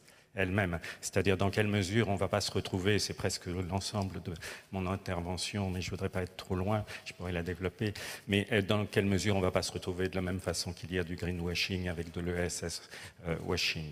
Hein, vous avez parlé par exemple aussi, enfin bon, juste toute petite chose, enfin vous voulez déjà répondre, mais de juste toute petite chose, enfin non pas grande chose à la limite, vous parlez, ah non, c'est votre voisine qui a parlé d'un nouveau métier qui consiste à faire des sols. Juste à Saint-Ouen, il y a tout de même des terres qui sont excavées. Dans quelle mesure ces terres excavées auraient pas pu être utilisées sur place? Notre intervenant sur la Seine-Saint-Denis nous indique qu'il ne faut pas parler de densité ou autre chose. Personne... Non, il a dit qu'on pouvait justement et qu'on devait se poser cette question. Alors très bien. Voilà, rassurez-vous. Alors je la pose et je l'ai déjà posée et elle ne sert strictement à rien. Là, en l'occurrence, le village olympique a une densité de 1 mètre carré de foncier sur 1 mètre carré construit. C'est strictement aberrant, c'est de l'antiville, mais ça, c'est tout l'urbanisme. C'est aussi vrai à Bercy-Charenton qu'au Batignolles. Mais donc là, j'arrive pas à comprendre que malgré le fait qu'on vous le dise, vous persistiez vérifier encore au journal olympique. Je vais tout de même Alors, une dernière petite question, parce que vous en avez déjà posé plusieurs, si vous voulez qu'on vous réponde. Oui, mais alors, pour pouvoir être sympathique, vous avez parlé de Younous. Un des 7 éléments du social business de Younous, c'est la joie. Et je suis désolé d'avoir peut-être un peu plombé l'ambiance. J'aurais eu d'autres éléments à indiquer, mais effectivement, je ne veux pas monopoliser. Merci en tout cas. Merci. Non, mais vous posez une question. Est-ce que, finalement, un peu une question qui était presque la question au démarrage, est-ce qu'on est dans du ESS washing ? Alors moi, je vous répondrai, je sais pas si c'est au nom de tous, mais en tout cas, Léon Blum nous a lancé sur cette voie. Aujourd'hui, 18% des marchés des jeux ont été attribués à des entreprises de l'ESS et c'est le plus gros résultat sur un grand projet de cette ampleur-là. Donc du coup, voilà, on va essayer, et c'est vrai que ça nécessite probablement de travailler avec des entreprises plus classiques pour remporter des marchés qui sont très très larges. Donc on crée des ponts.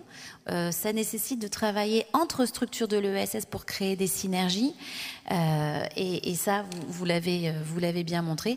Et ça nécessite surtout de travailler, que le monde de l'entreprise travaille avec les collectivités, avec les acteurs publics, pour envisager des solutions qui fonctionnent et puis permettre le développement de ces entreprises. Et c'est ça aussi que permet une dynamique d'un projet. En général, là, c'est les jeux, mais tout grand projet permet de ça. Peut-être une question complémentaire ? Oui. Madame ? Peut-être juste pour dire que... on a un petit avantage, les petites entreprises de l'ESS, c'est que finalement, pour une fois, on est un peu en avance sur les gros, quoi. Parce qu'on est nombreux à s'être créés ces 5 ou 6 dernières années, même ces 10 dernières années, hein, petits, certes, mais nombreux, et avec des modèles assez différents, avec des dynamiques assez différentes. Et j'ose croire que les maîtrises d'ouvrage, les marchés, dans le cadre des marchés publics, sauront faire la différence entre une filière d'une boîte ESS et l'ensemble de ces structures qui auront pris de l'avance, qui auront déjà quelques années des retours d'expérience et qui, dans leurs références, ne mettront pas les vieux trucs de la grosse boîte, mais vraiment leurs propres références et grâce à des coding, j'allais dire, enfin des codes nouveaux qui sont mis en œuvre, on est réellement aidé, hein, et le choix est fait différemment. Nous, on est des deux côtés, hein. Des fois on est choisi et des fois on choisit les marchés, hein. C'est le principe des bureaux d'études et on a appris ces dernières années à choisir différemment. Donc je me dis qu'aussi les maîtrises d'ouvrage ont appris à choisir différemment. On peut espérer que ce soit soit durable, soit sur un certain terme. Peut-être juste réagir, Stéphane, si vous voulez dire un mot. Peut-être par rapport à votre question, moi je pense qu'il faut se dire les choses en fait. Et simplement, quand je vois moi les gens, parce que je travaille au quotidien à la fois avec des grands acteurs du BTP, des grandes structures et des plus petites structures de l'ESS, vous voyez des choses remarquables aussi qui sont faites par ces grands acteurs économiques. Moi, je ne critique pas le fait que vous avez des grands acteurs, par exemple du BTP, qui lancent une petite filiale ESS à partir du moment où ce qui se passe dans cette filiale et l'activité qui est menée, c'est effectivement bien de l'ESS, de l'inclusion, qui est un travail remarquable. Et il y a beaucoup de choses remarquables qui sont menées. Mais par contre, ce que je pense, et y compris dans le cadre de tout notre débat sur les Jeux Olympiques et Paralympiques, c'est qu'il faut se dire les choses. Franchement, parce qu'en fait, on a des choses à apprendre les uns les autres.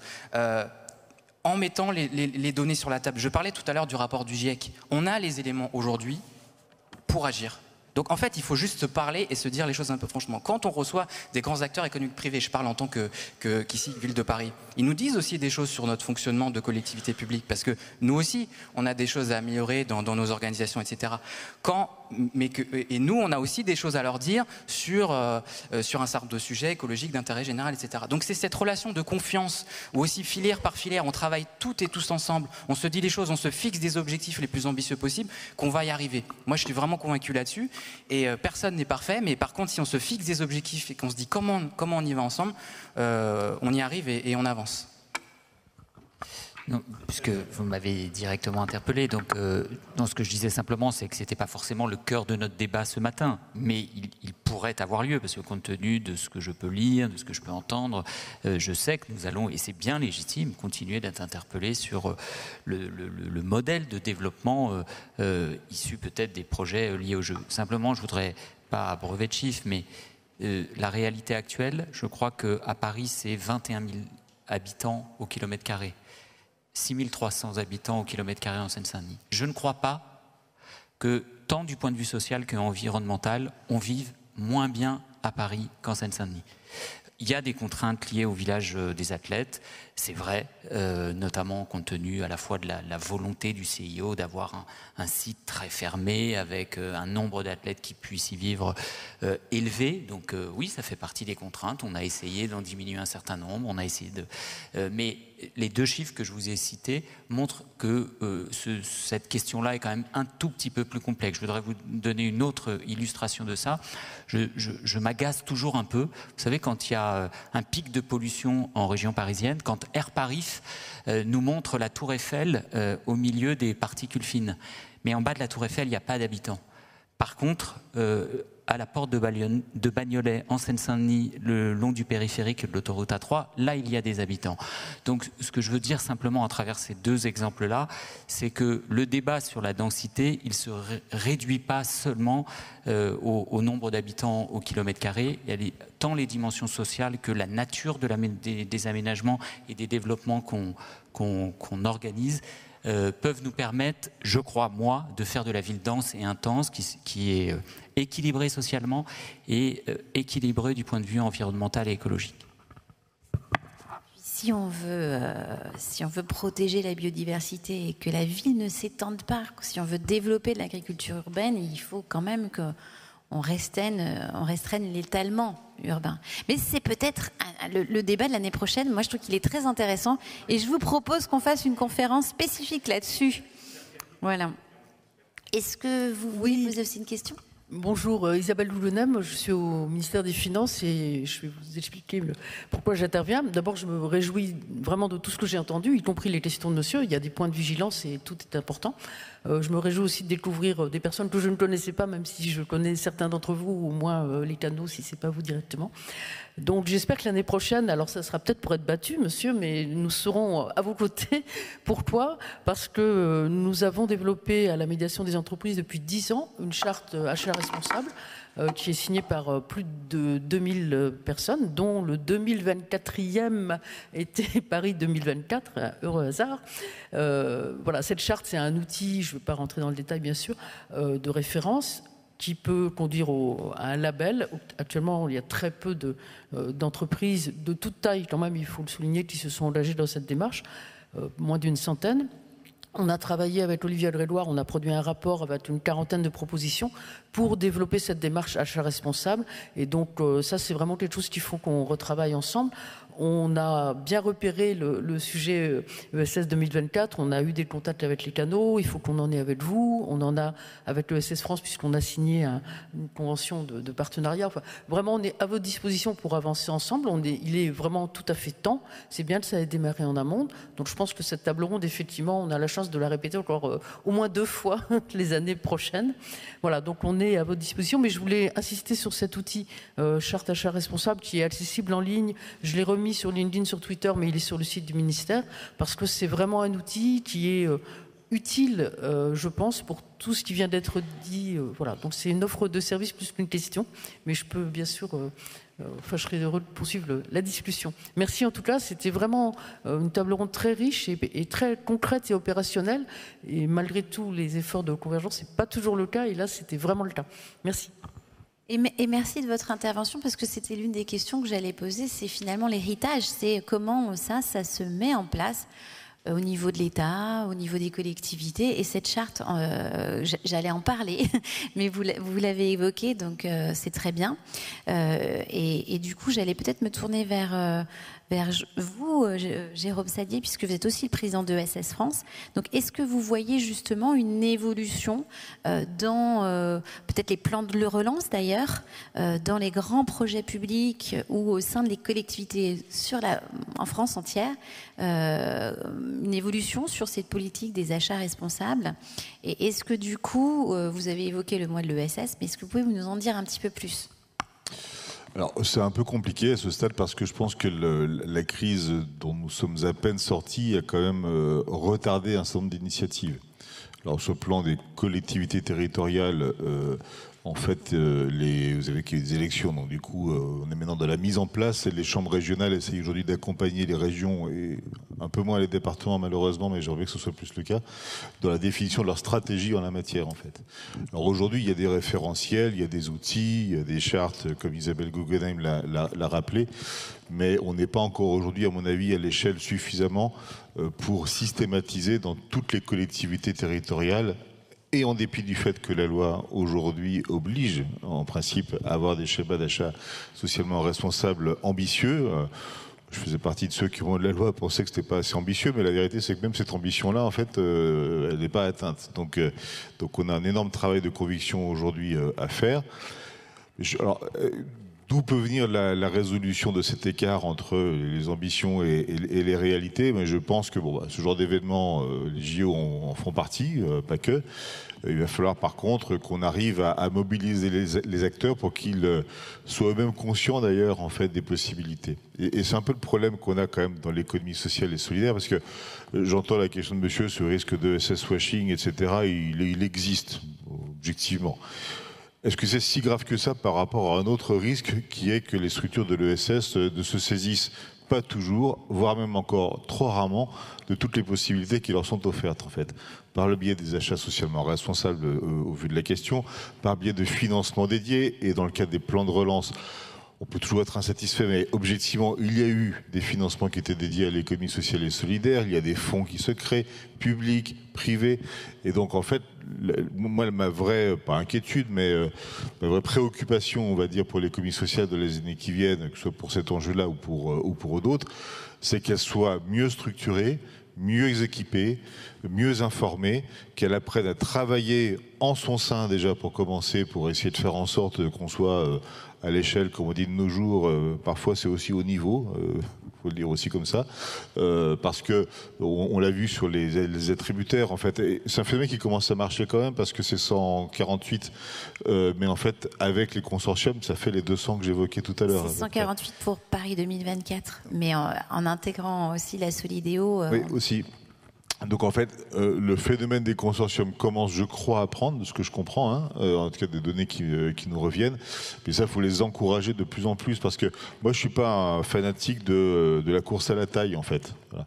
Je pense que notamment pour accompagner, comment dire, de manière saine le développement d'une organisation, d'une entreprise, il ne faut pas se donner l'objectif de la croissance à tout prix. Par contre, travailler avec d'autres pour progresser, pour faire des choses, etc. Je pense que c'est beaucoup plus sain, à vrai dire.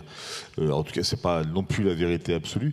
Et je crois que c'est ce dont souffre l'économie sociale aujourd'hui, de ne pas savoir suffisamment travailler les uns avec les autres.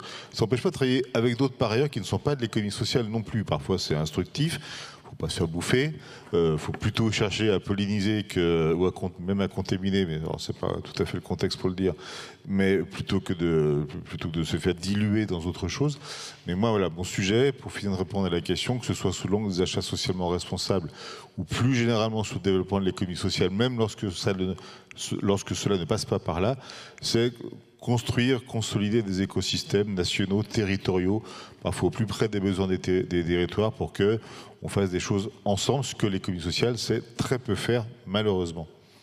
Mais il y a un mouvement dans ce sens-là, et c'est vrai que, au fond, les textes réglementaires ont évolué, les exigences sont là. Maintenant, ce dont on parlait, qui est l'offre de l'ESS, elle ne se structurera que par ces consortiums. Donc beaucoup de notre travail, c'est de mettre autour de la table des entreprises, de faire confiance, de leur donner confiance dans leur capacité de travailler ensemble, de répondre ensemble et de gagner ensemble.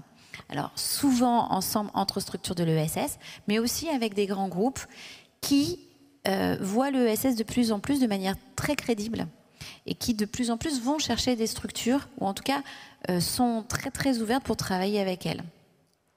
J'aurais dire une chose sur le ESS washing. C'est évidemment une question qu'on pose à Paris 2024 et il y a cette perception pour bon nombre de gens. Il faut bien que vous compreniez, et j'imagine que vous, aujourd'hui, vous avez une illustration, que notre objectif, c'est vraiment de communiquer sur oui, c'est possible. Et donc, toute la force de communication de Paris 2024, finalement, au service de l'ESS et un grand événement sportif mondial, le plus grand, c'est possible.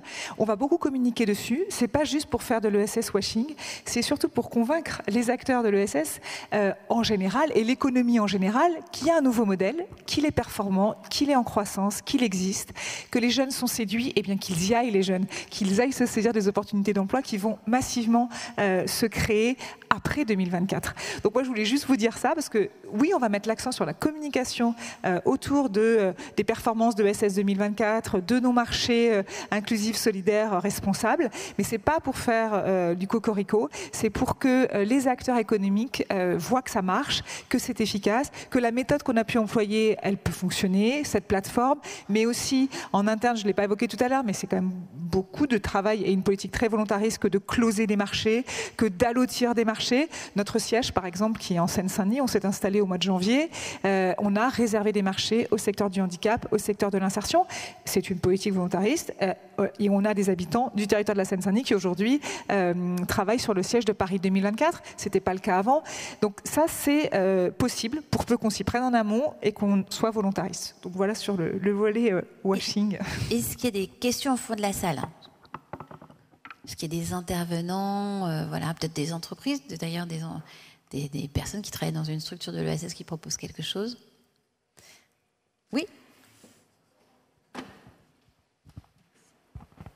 Oui, bonjour, Barbara Auvillain, Fédération des banques alimentaires. Donc, merci pour cette table ronde là, qui était très intéressante. Au niveau des banques alimentaires, nous, on cherche à se positionner sur le gaspillage alimentaire et la précarité alimentaire dans le cadre des JO, au regard du travail qu'on a pu faire sur d'autres événements sportifs, notamment dans les territoires. Donc, je voulais savoir si ce sujet avait été identifié ou pas. Sur la forme, ce que me disent mes collègues qui sont en charge du dossier, c'est que c'est pas si facile en fait de se positionner dans la plateforme. Et ce que je retiens, je voudrais que vous me le confirmiez de cette table ronde, c'est votre conseil pour des acteurs comme nous, mais d'autres réseaux, c'est d'y aller grouper finalement, d'être dans une démarche collective de consortium, de se faire appuyer éventuellement par un acteur majeur comme un acteur bancaire. Sur la façon de faire, voilà, j'essaye de tirer de vos interventions les meilleurs conseils pour participer au mieux. Oui. Alors, en fait, sur chacun des sujets, on réalise ce qu'on appelle des cahiers d'impact. Donc, les cahiers d'impact, donc il y en a un en cours sur le gaspillage alimentaire, et ces cahiers d'impact regroupent tous les acteurs de l'ESS d'un secteur. Donc, il y en a eu sur la gestion des déchets du bâtiment, il y en a eu sur la végétalisation, il y en a eu sur l'alimentation durable. Il y a eu, voilà. Et l'idée, c'est que tous les acteurs qui participent, donc nous on le fait de manière très ouverte, on prévient toutes les fédérations de l'ESS, tous les secteurs de l'ESS, on a essayé de le faire, en tout cas c'est ouvert à tous ceux qui le souhaitent, cette réflexion-là, et ça permet d'apporter les solutions. Et c'est très en amont de la publication du marché, et c'est transmis comme ça à la Solidéo et à Paris 2024, et comme ça ils peuvent voir ce qui existe, et c'est ça qui va influencer sur l'écriture du marché. Et donc, c'est parce qu'ils auront connaissance des solutions disponibles, par exemple, sur le gaspillage alimentaire, qu'ils vont pouvoir rédiger leur marché de manière différente. Donc, il y a des choses qui ont été faites sur cette thématique-là, notamment avec le chaînon manquant, notamment avec Travail et Vie. Ils ont été notamment, mais Marie peut l'expliquer. En fait, ça traduit exactement ce que je disais juste avant. Ces cahiers d'impact nous permettent d'allotir à bonne échelle, nous permettent de réserver des marchés parce qu'on sait que ça va répondre. Il n'y a rien de pire, parce que nous, les gens, c'est quand même dans 3 ans. C'est sûr, on n'a pas de délai supplémentaire. Donc, quand on lance un marché, il faut qu'il soit fructueux. Et du coup, ces cahiers d'impact nous permettent de rassurer les acheteurs, donc nos directions, pour leur dire, vous pouvez faire confiance au secteur de l'ESS sur cette thématique-là, parce qu'il y a du répondant, ils sont structurés, ils vont travailler ensemble. Et les cahiers d'impact sont aussi une façon aussi de faire connaître aux acteurs les opportunités pour qu'ils commencent à travailler ensemble et qu'ils apprennent à se connaître. Et c'est pour ça qu'on a fait ça très en amont, parce qu'on sait que c'est pas inné. Autre chose quand même, sur ces sujets de gaspillage alimentaire, on a aussi des études dédiées. C'est un gros travail. On ne le travaille pas seulement sous l'angle des achats, on le travaille aussi sous un angle plus stratégique, global. Et donc, oui, évidemment... comme sur la biodiversité, ce sont des études qui sont menées, qui sont analysées avec l'ensemble des parties prenantes. C'est un gros travail qui s'est également réalisé en amont. Et après, peut-être pour vous répondre, le plus simple, c'est toujours de nous écrire. Il y a une équipe de 10 personnes au Cano qui sont là pour vous répondre, justement, et vous orienter vers les bons groupes de travail, vers les personnes au sein de Paris 2024.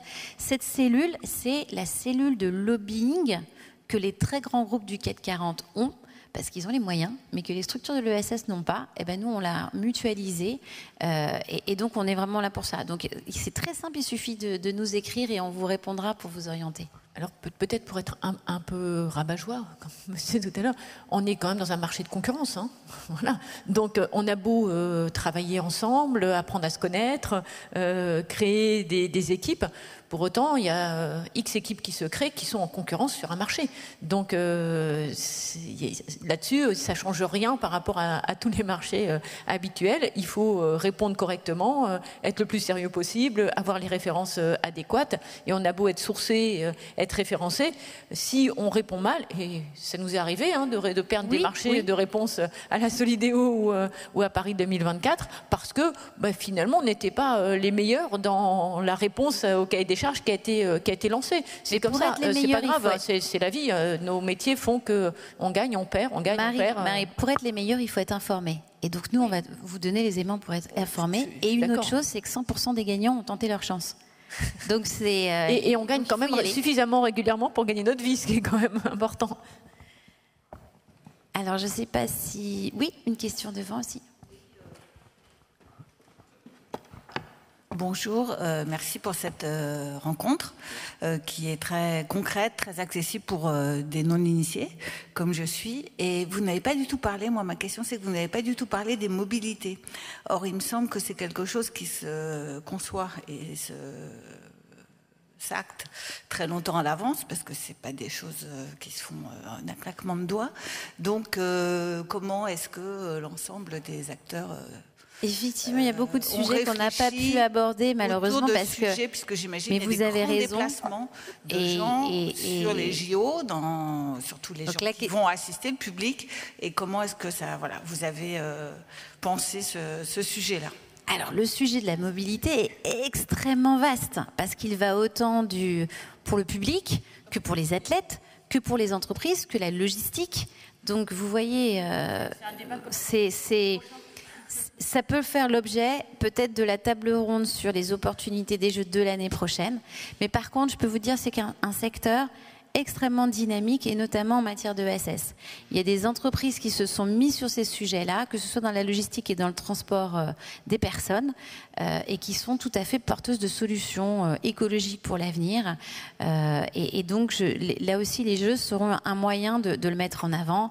Des plateformes, par exemple, pour les personnes en situation de handicap de partage automobile, des solutions de logistique zéro émission avec des transports en vélo extrêmement développés. Il y a beaucoup de choses. Et puis il y a les infrastructures, parce qu'il n'y a pas que le ESS, il y a aussi les infrastructures. Donc ça, c'est un autre énorme sujet sur lequel Stéphane pourrait nous parler pendant 1 heure, puisque ça prend beaucoup d'énergie. Mais voilà. Donc... Ouais. Juste parce que tu as parlé, Lisa, de la logistique urbaine, pour répondre à madame, effectivement, que c'est une des filières vraiment qu'on a priorisé. Tout ce qui est effectivement les livraisons dans des villes, dans une ville extrêmement dense comme Paris, mais aussi, je pense que c'est aussi pertinent sur d'autres territoires, par exemple dans ton département. Et simplement pour dire que dans ce secteur de la cyclo-logistique, avec maintenant tout ce qui est triporteur électrique, etc., il y a des grandes perspectives de développement et aujourd'hui, dans le monde de l'ESS, nous avons quand même un écosystème qui reste encore à renforcer et à grandir. Donc si dans la salle, il y a des personnes, bon, je sais qu'il y aura des acteurs qui vont vous financer parce que vous avez des banques exemplaires, voilà, vous avez des collectivités qui seront là pour vous soutenir typiquement dans ce secteur de la logistique qui est un grand enjeu pour nous. Et aujourd'hui, on n'a pas forcément d'acteurs, nous je parle en tant que collectivité, qui est en capacité de répondre à l'entreprise. Voilà. Alors, peut-être on va devoir conclure. Il y a une dernière question. Oui, bonjour. Voilà. Justine Vidil de la société Innovaya, cofondatrice. On est basé à Lyon. On est spécialisé dans le traitement de l'eau pour l'accès à l'eau potable dans le monde et préserver la ressource, notamment en France. On est la seule entreprise en France à être ESUS, entreprise solidaire d'utilité sociale, et JEI, jeune entreprise innovante. Nous travaillons notamment avec les collectivités locales et les entreprises. On a travaillé avec la ville de Nevers pour potabiliser l'eau de la Loire. On a potabilisé la Seine et la Garonne. Et on va notamment, on est labellisé par la Fondation Solar Impulse et on va notamment soumettre sûrement un projet pour Paris 2024 pour repotabiliser l'eau de la Seine et également en consortium proposer l'accès à l'eau potable pour les athlètes et pour les visiteurs et éviter l'usage unique de bouteilles. Et je voulais poser la question s'il était possible également de soumettre des idées ou est-ce que ça allait dans les deux sens? Est-ce qu'il est possible de répondre à des appels d'offres, mais est-ce qu'il est possible également de soumettre des idées innovantes qui pourraient être étudiées Alors, oui, il y a notamment sur le volet environnemental des appels d'offres qui sont lancés avec l'État dans le cadre du PIA. Donc il y a eu une première édition il y a 2 ans, je pense qu'il va y avoir une nouvelle édition prochainement et qui du coup suscite les solutions donc auprès des porteurs de projets. Donc ce que je vous propose, peut-être que je ne suis pas l'experte, je ne suis pas la directrice excellence environnementale, donc je n'ai pas le calendrier en tête. En plus, je rentre de vacances, donc je n'ai pas tout en tête, mais je vais faire suivre à Elisa ou pour que sur Convergence vous puissiez avoir les informations dans le cadre des conclusions du forum d'aujourd'hui, si vous voulez. Très bien, merci beaucoup. Et c'est tout à fait le rôle de la plateforme ESS 2024 aussi. Donc, vous nous écrivez ce type de questions, c'est d'y répondre. L'équipe, elle est justement connectée aux différents marchés, aux différentes solutions. Elle a besoin de connaître vos solutions pour pouvoir ensuite vous envoyer les éléments au moment opportun, donc vous associer aux réflexions, remonter à Paris 2024 les propositions et vous informer des différents appels à innovation ou appels à projets, AMI, marché. Super, merci beaucoup.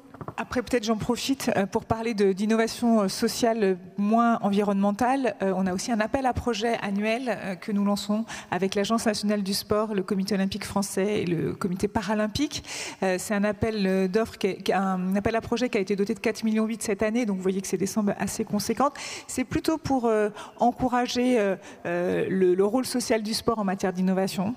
Donc c'est moins les sujets environnement, mais ça peut l'être quand même un peu. Mais en revanche, là, l'objectif, c'est de rapprocher les acteurs du mouvement sportif et les acteurs de l'innovation sociale pour qu'ils travaillent ensemble. Et encore une fois, faire la démonstration du rôle social du sport. Donc ça, c'est aussi des belles opportunités pour vous. C'est des réponses en consortium possibles aussi avec les collectivités locales. On a pas mal de collectivités qui sont labellisées terres de jeu. C'est aussi une façon pour elles de concrétiser leur label. Et il y a quand même des moyens au bout avec différents échelons local, régional et national. Donc voilà, des opportunités pour l'ESS parce qu'en fait, c'est réservé au secteur associatif, coopératif, le secteur de l'ESS et aux collectivités locales et non aux entreprises. Le PIA, lui, est plutôt réservé aussi aux entreprises. Voilà. Je crois qu'il est temps de conclure. Donc d'abord, merci à tous les intervenants. Merci à vous tous. Et puis, donc à l'année prochaine, si j'ai bien compris, voilà, où on sera sur des sujets peut-être plus